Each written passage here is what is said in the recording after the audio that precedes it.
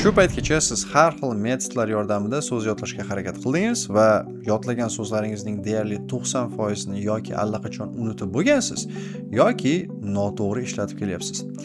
Aynan shu sababdan bugun siz bilan har qanday tilni asosi bo'lgan so'z boyligini xohlagan vaqtda ishlata olish uchun tabiiy yo'l bilan aslida qanday o'rganish kerakligini va qanday qilib bir umrga eslab qolishning eng kuchli usulini o'rganamiz.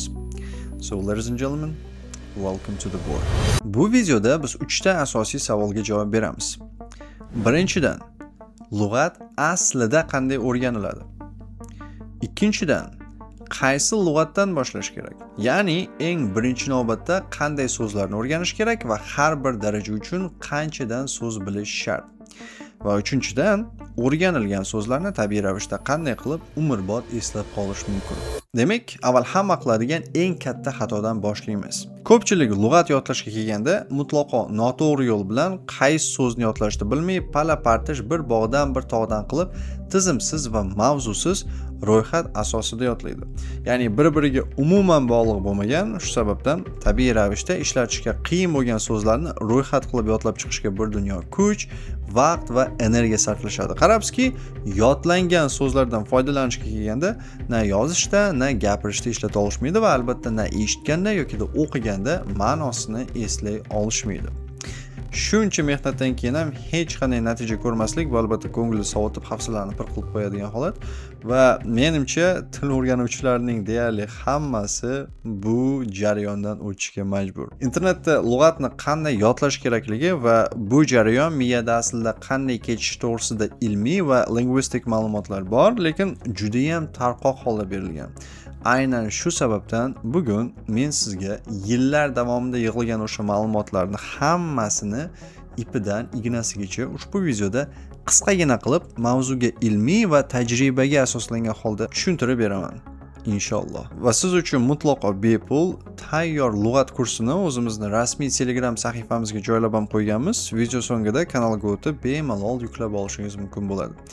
Va umid qilaman bu video siz so'z yodlash uchun ko'radigan eng foydali va eng so'nggi video bo'ladi. Demak, birinchi savol. Lug'at aslida qanday o'rganiladi? Qarang, lug'atlar ikki turga bo'linadi. Aktiv va passiv. Aktiv lug'at bu sizning doimiy xotirangizdagi lug'at hisoblanadi va asosan og'zaki muloqotda kerak bo'ladi. Ya'ni odatda aktiv lug'at kundalik hayotda ishlatiladigan gaplardagi so'zlardan iborat bo'ladi. Passiv lug'at esa sizga odatda reading yoki writing da kerak bo'ladi. Chunki passiv lug'at faqat so'zni ko'rganingizdagina yoki qattiq eslaganingizdagina yodingizga keladi. Va tabiiy ravishda har qanday tilda, har qanday daraja uchun lug'at kontekstda, ya'ni gap ichida o'rganiladi. Bu aynan miyamizni o'rganish tabiati. Va biz yangi tilning lug'atini ham aynan mana shu tabiatga asosan yodlashimiz, ya'niki lug'atni kontekstda o'rganishimiz shart. Chunki miyamiz uchun bitta so'zni tayyor gap ichida o'rganish, uni alohida ma'nosini birinchi o'rganib, keyin yana alohida mustaqil gap tuzib o'rganishdan ancha osonroq. Ya'ni tayyor va tabiiy gap ichida o'rganish miyamiz uchun juda ham oson bo'lgan narsa. Demak, muhim fakt. Til bu jonli madaniyat. Agar so'zlarni alohida kontekstdan so'rib, ro'yxat qilib yodlasangiz, so'zni vatanidan ayirgan bo'lasiz va undan hayotni so'rib olasiz. Ya'ni u o'lik so'zga aylanadi va sizga hech qanday yordam bermaydi. Bu esa u so'zni ishlata olmaysiz yoki so'zni butunlay noto'g'ri ishlatib qo'yishingiz mumkin degani. IELTS speaking va writing da o'zlaricha advanced darajadagi 20 ta so'zni yodlab olib, noto'g'ri ishlatish oqibatida kutganidan ancha past daraja olib chiqqan o'quvchilar bunga juda ham yaxshi misol bo'ladi. Shunday ekan, lug'atni kontekstda yodlash nimaga bu qadar muhim ekanligini tushunib yetdingiz deb umid qilaman. Kontekstdagi lug'at misoliga oddiygina book so'zini olaylik. Kitob, ne? This is an interesting book. Bu juda ham qiziqarli kitob yoki bu kitob qiziqarli. Lekin I'd like to book a room for tonight desamchi. Men bugun kechga xona band qilmoqchi edim. Xona band qilmoqchiman. I would like to book a room for tonight. Ko'ryapsiz-a? Bu kitob, book xona band qilmoq. Mana bu so'zlar ham kontekstga qarab ma'nosi o'zgaradi. Yoki mana yana bitta misol. I can drive a car. Men mashina hayday olaman. Lekin ambition drives him to work hard desamchi. Ambitsiya uni qattiqroq ishlashga undaydi bo'lyapti. Ya'ni ambitionda o'sha ambitsiya, orzu, havas, niyat, maqsad hammasi.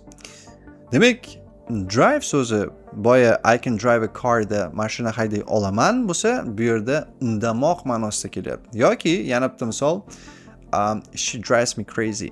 She drives me crazy. Bu meni jinni qilib qo'yadi. Bu kontekstda gap ma'nosi umuman boshqa. U meni jinni qilib qo'yadi. Qani haydamoq, qani undamoq, qani jinni qilmoq. Agar siz so'zlarni shunchaki kontekstdan ajratgan holda yodlagan bo'lsangiz, katta ehtimol bilan drive so'zini faqatgina haydamoq deb yodlagansiz.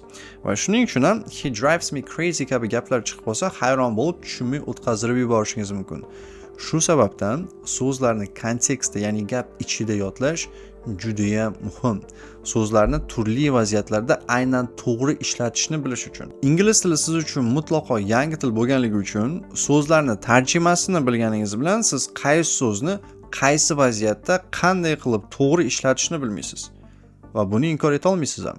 Buni o'rganish uchun esa bizga kontekst juda ham muhim. Ya'ni so'zlarning gapda tabiiy ishlatilishi. Shu bilan umid qilaman so'z yodlash bo'yicha qisman bo'lsa ham tushunchaga ega bo'ldik deb. Ana endi mavzuning ikkinchi mantiqiy savoliga o'tamiz. Lug'at yodlashni birinchi navbatda qanday so'zlarni o'rganishdan boshlash kerak? Demak, tilni endigina o'rganishni boshlaganingizda siz birinchi navbatda o'rganishingiz kerak bo'lgan lug'at bu aktiv lug'at. Ya'ni kundalik hayotda ishlatiladigan so'zlar va gaplar. Va undan keyin kam-kamdan passiv lug'atni, ya'ni asosan o'qish va eshitish orqali o'rganiladigan lug'atni oddiy matnlardan va eshitish materiallaridan o'rganishni boshlaysiz. Bir bog'dan, bir tog'dan qilib tartibsiz va mavzusiz so'z yodlash sizga hech nimani bermasligini o'zingiz ham yaxshi bilasiz. Shuning uchun siz yodlaydigan so'zlar birinchi navbatda tez-tez ishlatiladigan so'zlar va gaplar bo'lishi shart. Qaysi so'zlar tez-tez ishlatiladi? Albatta, kundalik hayotimizdagi odatiy so'zlar va gaplar. Bu sizga aniq mavzularni va o'sha mavzularga asoslangan lug'atni beradi. Har hafta yangi mavzuni o'rgansangiz, o'sha mavzu doirasidagi kundalik hayotdagi oddiy va tez-tez ishlatiladigan so'zlarni kontekstda, ya'ni gap ichida tizimli ravishda o'rganib, ishlatib boraverasiz. Tabiiy ravishda shu mavzular doirasida passive listening qilishni ham aslo unutmasligingiz shart. So'zlarni nutqda inglizlar tomonidan qanday gapirilishini eshitishingiz va ularga ko'nikishingiz bu juda ham muhim. Darajangiz B1, B2 ga ko'tarilganda, ya'ni haqiqatda o'rta darajaga ko'tarilganingizda, kundalik hayotdagi lug'atni o'rganish bilan bir qatorda darajangizdan birozgina baland bo'lgan qisqa matnlarni o'qiy boshlashingiz kerak. Albatta siz shu paytgacha ham o'qib keldingiz, lekin endi matnlar darajasini va listening materiallarini ham sekin-asta birozginaga qiyinlashtirsangiz, maqsadga juda ham muvofiq bo'ladi. Ko'p emas, birozginaga. Buning uchun albatta siz har xil kitoblar o'qishingiz yoki sizni qiziqtirgan umumiy mavzularda har xil podkastlar eshitishingiz mumkin. Demak, har bir daraja uchun siz o'rganishingiz kerak bo'lgan so'zlar miqdori mavjud. Va bu miqdor umumiy, o'rtacha miqdor. Ya'ni sizning holatingizda bu miqdordan biroz kam yoki bundan biroz ko'proq bo'lishi ham mumkin. Demak, boshlang'ich A1, A2 darajalarda aktiv lug'at boyligingiz 300 tadan 500 ta so'z oralig'ida bo'lishi kerak. Passiv lug'at boyligingiz 800 tadan 1500 ta so'z oralig'ida bo'lishi kerak. Umumiy hisobda A1, A2 darajasida siz 1100 tadan 1500 ta so'z bilishingiz shart.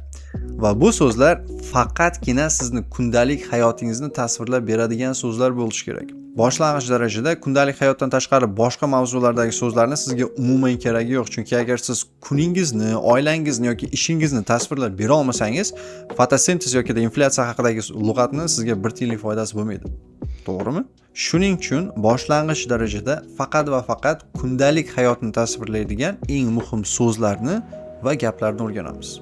Ana endi o'rta B1 darajada aktiv lug'at boyligingizni 300-500 tadan 1000 ta 1200 taga olib chiqasiz. Passiv lug'at boyligingizni esa 800-1000 ta so'zdan 2000-2500 ta so'zga olib chiqasiz. Umumiy hisobda B1 darajasida siz 3000 tadan 3700 ta so'z oralig'ida bilishingiz shart. Ham aktiv, ham passiv. birgalikda umumiy hisobda. Chunki odatda bu darajada siz oddiy gaplardan sekin-asta fikr va g'oyalarni bir-biriga bog'lashni, ulashni boshlaysiz. Va bu jarayonda hadeb bir xil so'zlarni takrorlayvermaslik uchun sizni so'z boyligingiz endi sinonimlar bilan ham sekin-asta boyitilishi kerak bo'ladi. Yuqori B2, C1 plus darajalarda aktiv lug'at 2000-2500 ta so'z oralig'ida. Passiv lug'at esa 4500-5500 ta so'z oralig'ida bo'lishi kerak. Umumiy hisobda C1 darajasida siz 7000 dan ziyod so'z bilishingiz shart. Native'larning aktiv lug'at boyligi 3000 tadan 5000 ta so'z oralig'ida bo'ladi. Aktiv. Bizniki esa C1 darajadan boshlab 2000-2500 ta so'z oralig'ida bo'ladi. Bu degani biz ham native'larga faqatgina aktiv lug'at boyligi bo'yicha deyarli yaqinmiz degani. Aynan C1 darajasidan boshlab. Lekin bu bilan lug'at boyligingiz to'xtab qolmaydi. Ingliz tilidan foydalanish jarayonida o'qish bo'ladimi, eshitish yoki gapirish C1 darajasidan boshlab sizning lug'at boyligingiz bilintirmasdan o'sib boraveradi. Ya'ni oldingidek bosib lug'at yodlash siz uchun deyarli tugaydi. Chunki endi bu jarayon ong ostida kechadi va notanish bo'lgan so'zlarning ma'nolari kontekstdan tushunib olinaveradi. Qisqa qilib aytganda siz so'z yodlayotganingizni hatto bilmaysiz ham, sezmaysiz ham. Lekin so'z yodlash sizning miyangizda to'xtamaydi. Jarayon davom etaveradi. Ana endi mavzuning eng so'nggi masalasi. So'z yodlashdagi 3 ta asosiy fakt va qonuniyatga ham yetib keldik. Fact number 1. Va u xotira qanday ishlash haqida. Esda tutamiz. Bizda ikki xil xotira turi mavjud. Doimiy va vaqtinchalik. So'zlar hali birinchi marta yodlanganda vaqtinchalik xotiramizga yoziladi. Chunki miyamiz olinayotgan ma'lumot qanchalik zarur yoki zarur emasligini va uni qanchalik tez-tez takrorlanishini analiz qilib, miyamiz ma'lumotni vaqtinchalik xotiradan doimiy xotiraga o'tkazish kerak yoki kerakmasligini hal qiladi. Ya'ni so'zni bir marta o'rganib, undan keyin o'sha so'zni takrorlamasangiz, miya u so'zni keraksiz deb hisoblaydi va doimiy xotiraga o'tkazmasdan turib, vaqtinchalik xotiraning o'zidanoq shunchaki o'chirib tashlaydi. Va siz yodlagan so'zingizni unutasiz. Mnemonika texnikasi aynan mana shu boshlang'ich etapdagina ishlaydi. So'zlarni birinchi marta yodlayotganda, ya'ni ma'lumotni vaqtinchalik xotiraga saqlashda mnemonikadan foydalansangiz bo'ladi. Lekin doimiy xotiraga ko'chirish uchun baribir ma'lumot qayta va qayta takrorlanishi shart. Bu narsa mnemonika orqali so'z yodlasak bo'lmaydimi deydiganlar uchun. Bo'ladi, lekin faqatgina vaqtinchalik xotira uchun. Ikkinchi fakt. Reading va listening lug'atni kontekstda o'rganish uchun zo'r skilllar. Ya'ni so'zni qayerda, qachon va qanday qilib to'g'ri ishlatishni o'rganish uchun. Bunda o'rganilayotgan lug'at aktiv yoki passiv lug'at ekanligining umuman farqi yo'q. Speaking va writing esa o'rgangan lug'atingizni vaqtinchalik xotiradan doimiy xotiraga o'tkazish uchun ishlatiladigan eng zo'r skilllar. Chunki o'rgangan so'zlaringizdan foydalanib ko'p yozasiz va ko'p gapirasiz. Ya'ni u lug'at asosida juda ko'p amaliyot qilasiz. Biz bilamizki, har qanday ko'nikmani o'rganish bu faqatgina amaliyot orqali bo'ladi. Lug'at esa tilni to'g'ri ishlata olish ko'nikmasi. Uchinchi va eng muhim fakt. Esda tutamiz.